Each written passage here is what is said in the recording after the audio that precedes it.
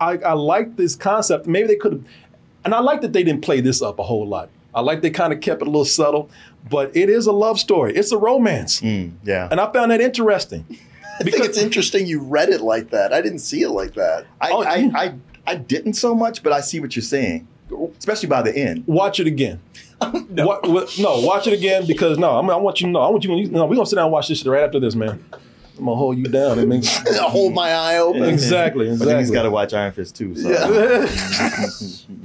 We're gonna watch this first. Though. No, they dropped the whole hints of her. She can't find a man.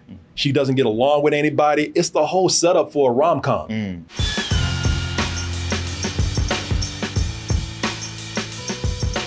I'll be back to doing my comedy show in New York. And you can get your tickets now for that. People, you know that I've been going to New York and doing a comedy show there, and it's been going very well. The venue has been asking us to come back and just pretty much gave us a regular thing now. So I'll be there on June 21st, back at the Broadway Comedy Club and back in the Red Room, 9:30 show this time.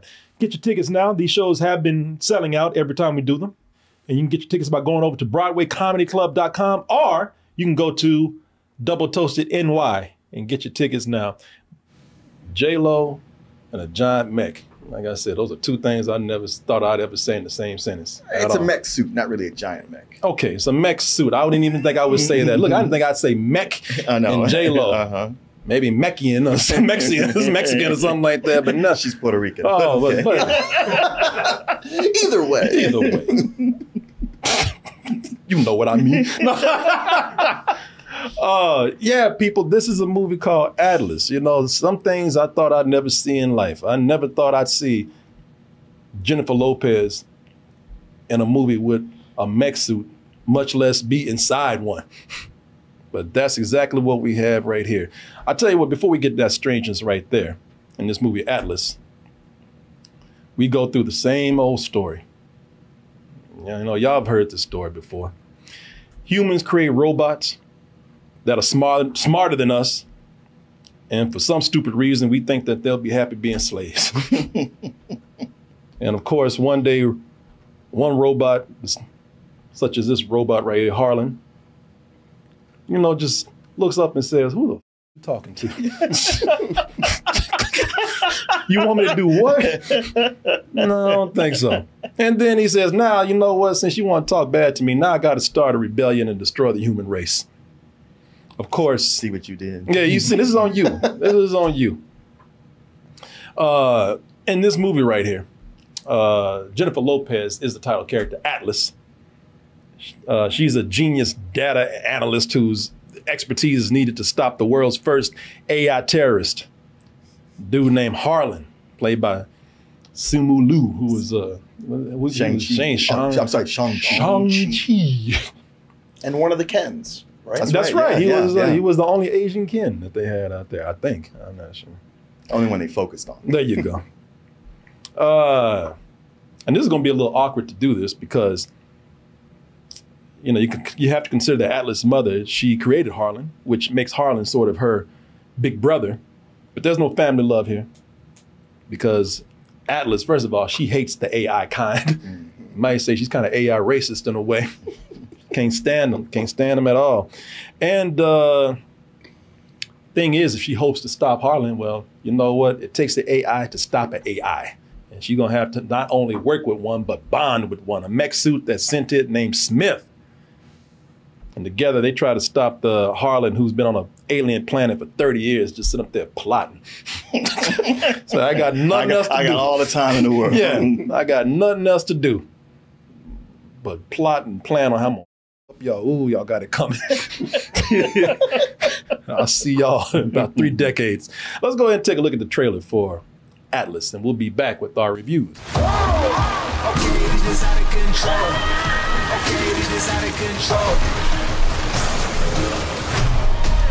So this has been compared to a lot of things.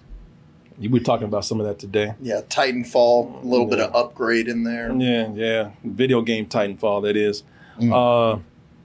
But the main story here is how J-Lo is trapped inside this mech named Smith, who starts to run some game on her. Kind of changing her mind. He starts talking sweet to her, start changing her mind about AI. So by now, I'm just gonna put this out here. By now,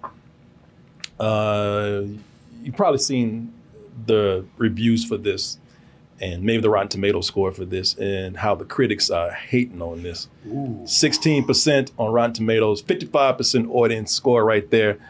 But I'm gonna be honest with you. I just, to start this out, I did not hate this like many of the critics did. Although, having understood, I understand why. I get 100% why. And then I think there's some things that are pushing people over the edge a little bit with this. Right. But, but I get why some people wouldn't like this. So, for one, let me see if I can find something here to prove my point.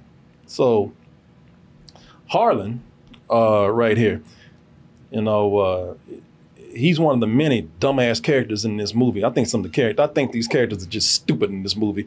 For a character that's supposed to be AI, that is supposed to be intellectually superior to humans, he's got the stupidest plan I've ever heard.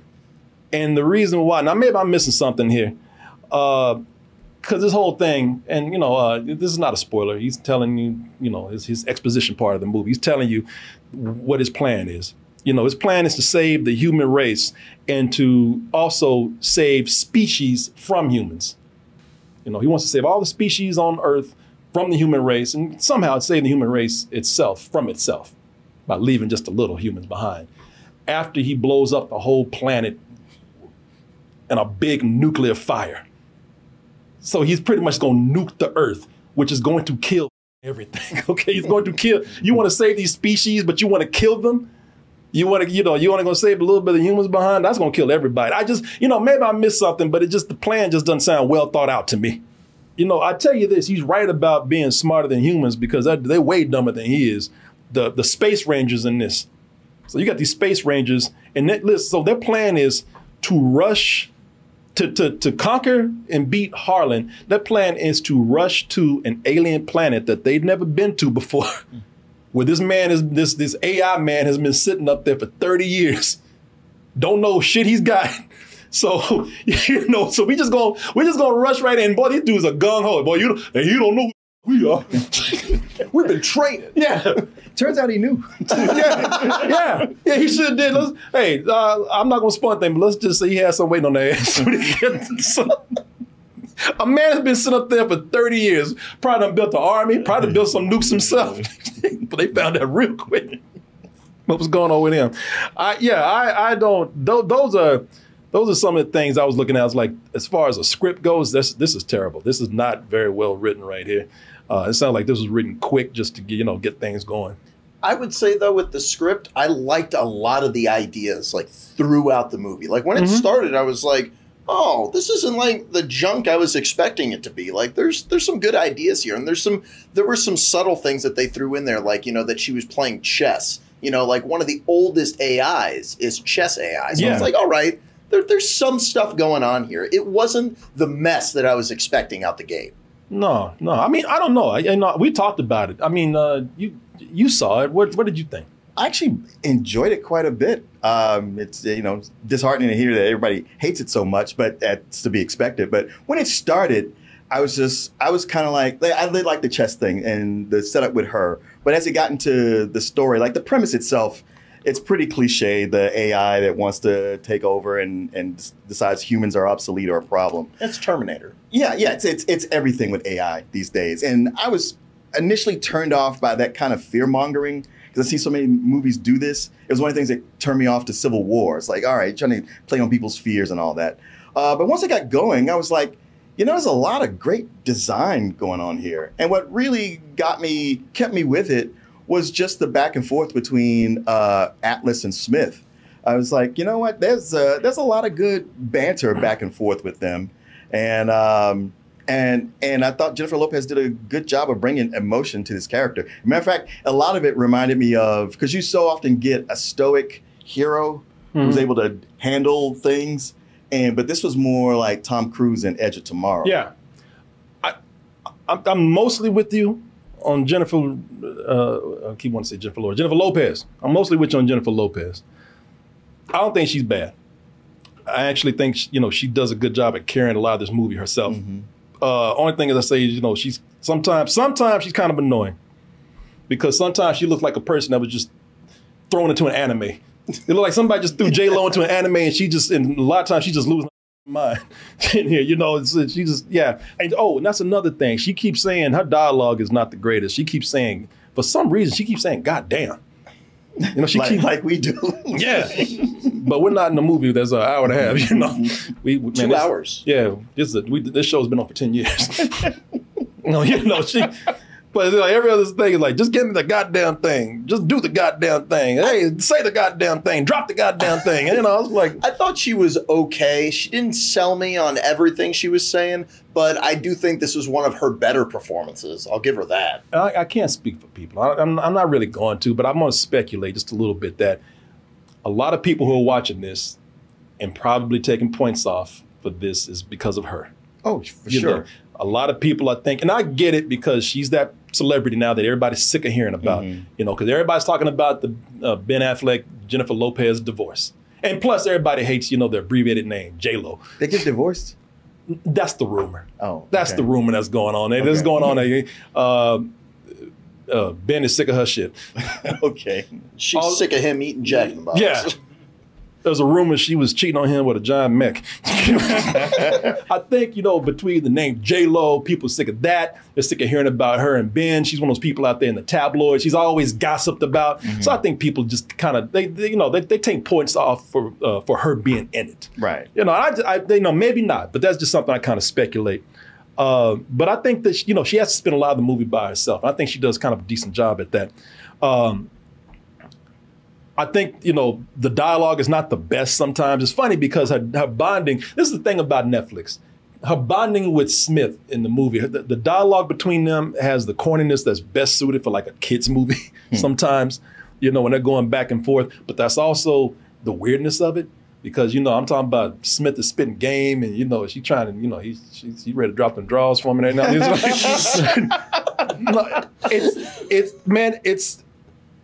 I like this concept. Maybe they could have, and I like that they didn't play this up a whole lot. I like they kind of kept it a little subtle, but it is a love story. It's a romance. Yeah. And I found that interesting. I think it's interesting you read it like that. I didn't see it like that. I didn't so much, but I see what you're saying, especially by the end. Watch it again. No, watch it again because I want you to know. We're gonna sit down and watch this shit right after this, man. I'm gonna hold you down. Hold my eye open. Exactly. But then he's got to watch Iron Fist too. So. Yeah. We're gonna watch this first. No, they dropped the whole hints of her. She can't find a man. She doesn't get along with anybody. It's the whole setup for a rom-com. She doesn't socialize well with people, and then that's set up for a rom-com. The chick that doesn't want a man, and then all of a sudden, she gets in here and they start getting sweet with each other. It's a little bit of a romance going on in here. You could even look at it as like, she's the chick that don't need no man, so she goes to a vibrator. Granted, your explanation kind of makes the end make a lot more sense to me now. Granted, it's the world's most advanced vibrator, but well, if you're gonna have a vibrator, wouldn't you want it to be advanced? One that talks and does what you want. Now, maybe that's my take where I'm going a little bit far. But the romantic comedy or the romance part in there, I think that is an intentional part that they have in there. I think the comedy. Definitely. A lot of the comedy was missing for me, but I wasn't hating it. I think the whole thing with her where she's trapped inside this suit because she's on a planet where the oxygen is low or she can't breathe at all. The conditions are harsh. I think they could have played that up a little bit more, the whole claustrophobia of her, because sometimes she gets out the suit. I think it would have been cool had she stayed in there. The oxygen was running low. The suit has to take care of her. She, could have been a mission in film where she has to reach this part before the oxygen runs out. I think that was a missed opportunity to play that up a little bit more, but that's just me. Again, I'm making my movie. I think they didn't do that because they want to make, more of a popcorn spectacle film. So, and that's what they did. There's a lot of people out there hating this, and I could probably understand more if people had watched this theatrically, but it's on Netflix. It's on Netflix, yeah. It's on Netflix, man. You know, it's a goofy sci-fi film that works exactly what it's supposed to be, a passive Netflix movie. Yeah, and most of the time, a sci-fi action flick is a lot dumber. But this adding the comedy to it makes it lighter, makes it more palatable, I thought. And I thought it had a good movement to it. And yeah, it was fun to follow. And then you get, you know, actors like Mark Strong and Sterling K. Brown in there in little parts, and they were cool. Yeah, and the little parts that they had, yeah, you know. That's the Colonel, Sterling K. Brown? Yeah. No. Which one? That's Mark Strong, right? Yeah, there. I know that's Mark Strong, Yeah. but Sterling K. Brown, Oh, that's, yeah. that's I thought that of all the shots in the movie, there's a shot with him where I was like, I had to rewatch. I was like, is that practical? Because that's insane what they do to him. Yeah. I was like, damn, committed to this role unnecessarily. Oh, yeah. No, of course. Giving some classic movie shots a run for their money. I was like, God damn. Man, let me tell you something. So this sums it up for me. It's like again, if I watch this at the IMAX theater, maybe I could tear this apart. You know, the effects might not look as good. You know, I had to, you know, spend my time to go see it. So maybe I would pick on the story just a little bit more. And I've criticized the story, but man, this is the perfect way to tell you my experience with this and to sum this movie up. I watched this on my iPad on a plane. Oh, okay. You know, and it served its purpose. Passing time. For a Netflix show, the effects were pretty cool, but also I thought some of the action sequences were pretty cool. You know, that attack on the ship and then landing on this planet and she's by herself, everybody's dead, and she's all of a sudden left alone getting attacked by these AI that are coming out of the woods, and they find her and they start to converge on her. Atlas, there is no escape route. I'm a goddamn analyst. I'm a goddamn analyst. Oh, shit. How do I shoot backwards? If you synced, you would know the shoulder cannon can swivel. Bitch, see, I look at this. love that Smith was sassy at times. Oh yeah, Trying yeah. to tell your ass, but okay. Yeah. Yeah, at first he was trying to be professional, then he started spitting game. He's like, I'm tired of this bitch. You gonna sink or not? Yeah. Nah, man, I thought it was actually, I thought it was just fine for what it is. Again, I can't, I can judge people by their opinions of this. Other people did not like this as much, and then in some cases I can understand, but I really didn't see how the movie was that bad, But that's just me. So yeah, it's a rental, straight up rental for me. Yeah, I liked it a little bit better than that. It was more of a matinee for me because, like I said, I went in not knowing what I would get. I remember seeing the trailer and thinking, like, this looks like it might be good. Who knows? And I wasn't sure at first, but as the longer it went on, the more I liked it. And there's certain things I forgave because I was enjoying it so much. Especially the banter, the back and forth. It was a matinee. I think that all the ideas in this movie are really cool. If you like sci-fi movies, this might surprise you. Because when I saw the trailer for this, I was like, oh man, I can't wait to see this. This looks like just a big old mess, something to laugh at. And to be fair, like that moment right there when she's throwing herself back and forth, I thought that looked a little bit silly. But I was still having fun with it. I think the biggest issue with this movie is that it lacks style. I think that if they would have had a director who is more, just had more style to his filmmaking, they could have made something special out of this. But I didn't hate it. I thought that it was fun to watch, and I'd give it probably like a low, medium rare rental, type of thing. Medium rare rental. Yeah. Medium rare. Yeah, a little pink in the middle. Yeah. Right there, yeah. I like that. There's some good stuff to it. They had that scene with Batman or Black Man or whatever you want to call him at the beginning. I tell you, the one thing I found the most unrealistic about this movie was that every time there was a shot of J-Lo wearing the tight pants, that they weren't dudes going, God damn! Yeah. Look at that ass! Jesus! There's one point at the end of the movie, they're like, fine, here you go. There it And I is. was like, thank you. What I came here for. Well, I'm sure every time she sat on Smith, he's like, So that's how you read this movie. Fantasy. I want J-Lo in there. quick, run, come on, sit down. Get inside of me, J-Lo. Sit down, goddamn. That's right. I'm just gonna move around a little bit, get adjusted. Little to the left, huh? No, that's all right. You good? Well, you made it to the end of the video. That must mean you really like what we do.